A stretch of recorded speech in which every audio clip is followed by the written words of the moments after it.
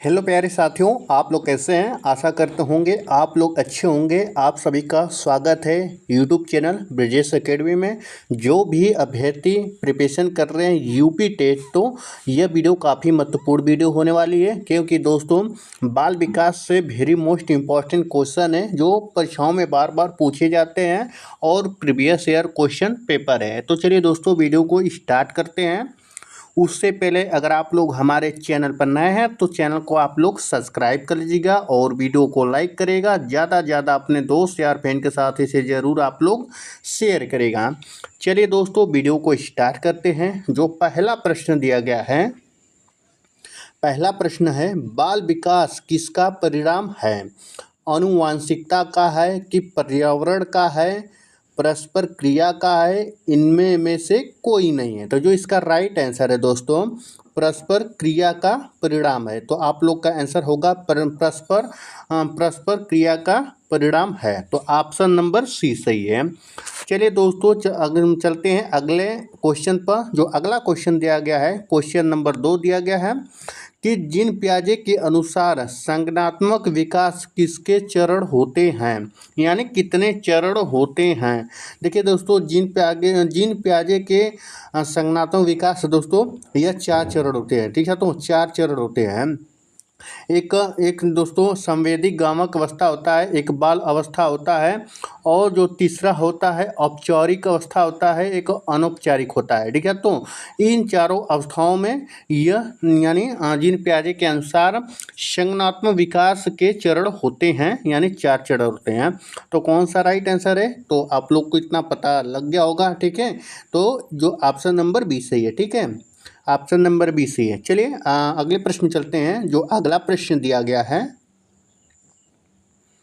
अगला प्रश्न है थर्नाइक से दिया गया है। थर्नाइक का प्रमुख सिद्धांत कौन सा है?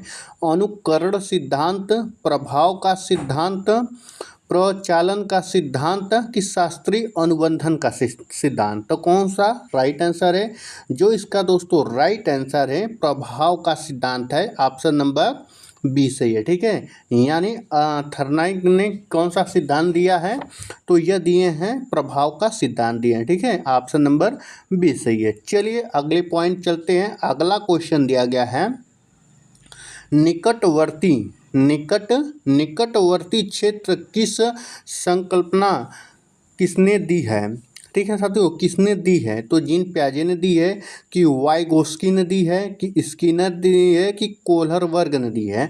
जो इसका राइट आंसर है दोस्तों, आपको बता दें दोस्तों, यह दिए हैं यानी वाइगोस्की ने दिए हैं, जिसे हम कहते हैं ZPD का सिद्धांत कहते हैं। ठीक है, तो ZPD का सिद्धांत कहते हैं। जैसे दोस्तों निकटवर्ती आपको समझा दे रहे हैं और परीक्षाओं में दोस्तों आता है, ऐसे ही आता है।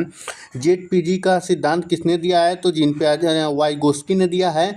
जैसे दोस्तों कोई बच्चा है, ठीक है साथियों, चाहे हम भी हैं चाहे आप हैं, अगर यूपी टेट का पेपर देने जा रहे हैं, ठीक है, यूपी टेट का पेपर देने जा रहे हैं, तो आप क्या करेंगे कि आप लोग को चाहिए 90 नंबर। ठीक है, अगर बहुत सारे ऐसे अभ्यर्थी हैं जो इससे पहले यूपी टेट दिए रहे होंगे, 80 नंबर आ रहा है, 81 नंबर आ रहा है, 82 नंबर आ रहा है। ठीक है, तो कहीं ना कहीं इसका अंतर है। अगर हमारी क्लास देखकर यार किसी और की क्लास देखकर अगर वह नंबर नहीं 90 नंबर आ जाता है, तो दोस्तों कहीं ना कहीं निकटवर्ती इसे यही कहते हैं। ठीक है, तो इसे ही कहते हैं।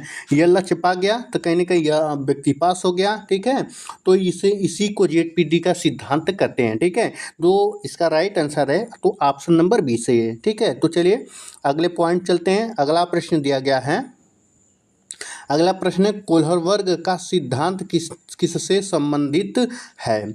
जो कोहलरबर्ग का सिद्धांत किससे संबंधित है? दोस्तों आपको पता होगा कि सामाजिक विकास दोस्तों है कि नैतिक विकास है कि भाषा विकास है कि भावनात्मक विकास है?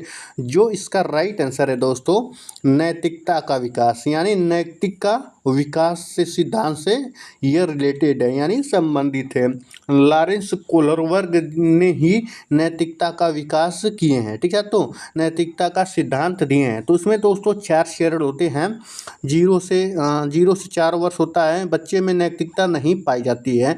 आपसे प्रश्न पूछा जाता है कि 0 किस अवस्था में यानी किस अवस्था में किस एज में बच्चे की नैतिकता नहीं होती है, तो यह 0 से 4 वर्ष के बीच में नैतिकता नहीं पाई जाती है।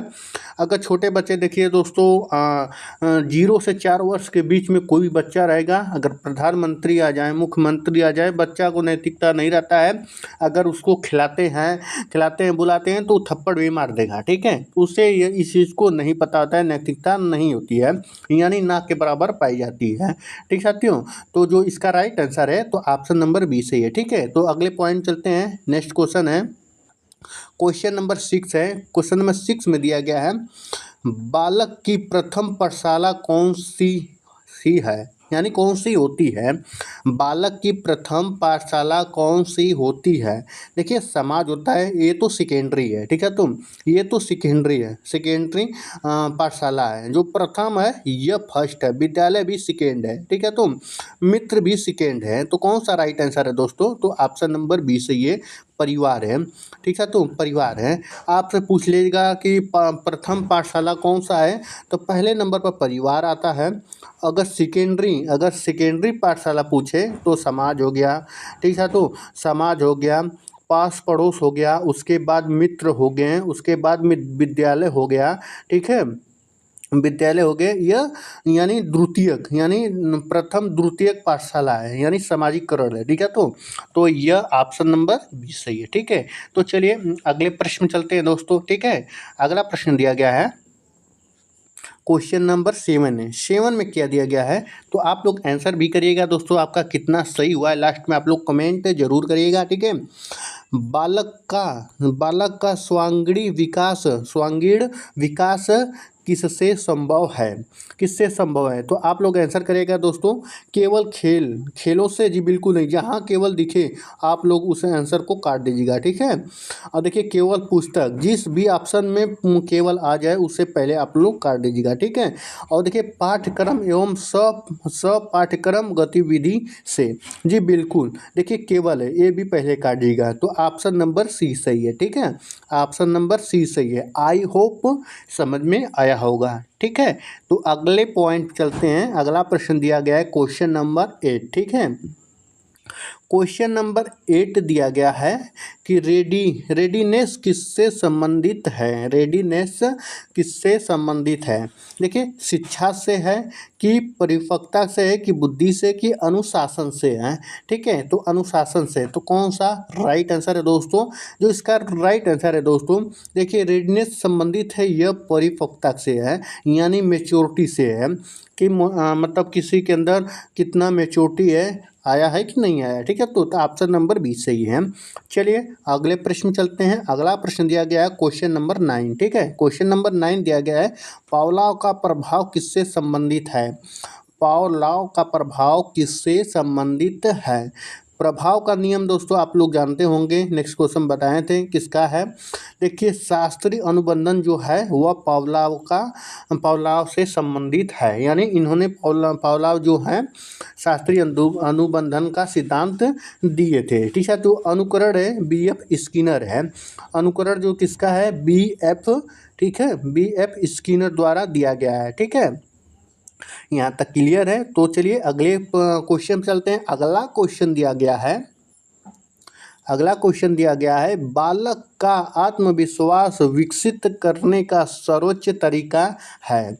डांटना, देखिए दोस्तों बच्चों को नहीं डांटना है, पुस्तक देना ये तो हो सकता है, एक तरह से हो सकता है। देखिए और तो सबसे बेस्ट ऑप्शन कौन सा है। ठीक है, देखिए दोस्तों अगर आप लोग यूपी टेट का पेपर देंगे तो आपको ध्यानपूर्वक पहले प्रश्न को पढ़ना है और उसके बाद चारों ऑप्शन को ही पढ़कर उसके बाद आपको ट्रिक करना है।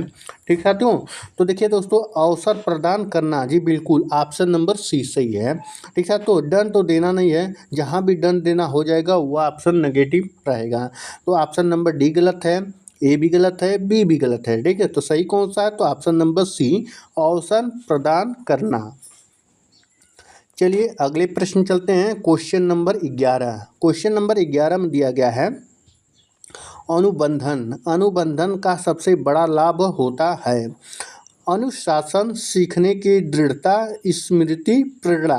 तो कौन सा राइट आंसर है? जो इसका राइट आंसर है दोस्तों, सीखने की दृढ़ता। सीखने की दृढ़ता, ऑप्शन नंबर बी सही है। ठीक है, तो चलिए अगले प्रश्न में चलते हैं। अगला प्रश्न दिया गया है क्वेश्चन नंबर 12। क्वेश्चन नंबर 12, प्राथमिक स्तर पर बच्चों की शिक्षा सबसे महत्वपूर्ण है। रटना जी बिल्कुल नहीं, रटाना भी नहीं है। केवल गृहकार, जहाँ भी केवल आए पहले काट देना, केवल जहाँ भी आए पहले काट देना उस ऑप्शन को। तो सही कौन सा है दोस्तों? आपको हल भी करना बता रहे हैं दोस्तों कि कैसे क्या करना है। एक हमारा वीडियो जो आएगा नेगेटिव वर्ड और पॉजिटिव वर्ड में, जो यूपी टेट में आप कम से कम दोस्तों आपको 30 से 35 नंबर दिलाने वाला है। ठीक है, तो नेगेटिव वर्ड, जिस भी ऑप्शन में नेगेटिव वर्ड रहेगा केवल उसको पहले कर दीजिएगा।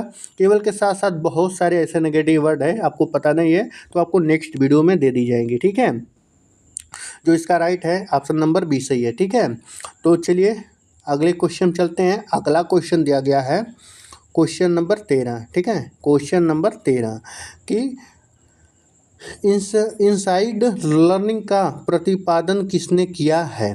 तो जीन पियाजे ने, कोलरबर्ग ने, स्किनर ने, थॉर्नडाइक ने। तो कौन सा राइट आंसर है?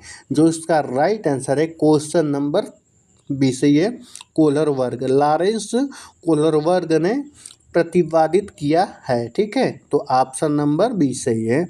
चलिए अगले प्रश्न चलते हैं। Question number 14। ठीक है, क्वेश्चन नंबर 14 दिया गया है रचनात्मकता का संबंध है। रचनात्मकता का संबंध है, तो यह दोस्तों मौलिक चिंतन से संबंध है। तो ऑप्शन नंबर बी सही है, मौलिक चिंतन से संबंध है। ठीक है, तो चलिए अगले प्रश्न में चलते हैं। अगला प्रश्न दिया गया क्वेश्चन नंबर 15। क्वेश्चन नंबर 15 में दिया गया है बाल मनोविज्ञान सबसे बड़ा महत्व है बच्चों को नियंत्रित करना। जी बिल्कुल नहीं, देखिए बच्चों को नियंत्रित नहीं करना है। केवल देखिए, केवल बाबा आगे आ चुके हैं यहाँ पर, ये पहले काट दीजिएगा, इसको भी काट दीजिएगा। ठीक है, तो जो निरंतर है दोस्तों यह नेगेटिव वर्ड है, और केवल नेगेटिव वर्ड है, और केवल पढ़ना ये भी नेगेटिव वर्ड है। ठीक है, तो नेगेटिव वर्ड है। ठीक है, तो कौन सा राइट आंसर है? तो ऑप्शन नंबर बी सही है, बच्चों की रुचि और क्षमताओं को समझना। यही आपका राइट आंसर है, ऑप्शन नंबर बी सही है। ठीक है, तो आपके जितने भी प्रश्न थे दोस्तों आपके समाप्त हो चुके हैं। 15 वेरी मोस्ट इंपॉर्टेंट क्वेश्चन थे दोस्तों, जो छोटे छोटे कर हम वीडियो में कंप्लीट करा रहे हैं। ठीक है, जब आपका नोटिफिकेशन जब आ जाएगा यूपी टेट का, तब आपको प्रॉपर ढंग से 30 प्रश्न हर पर डे आपको मिलता रहेगा, और हर सब्जेक्ट से मिलता रहेगा। ठीक है, तो चलिए दोस्तों मिलते हैं नेक्स्ट क्लास में। धन्यवाद।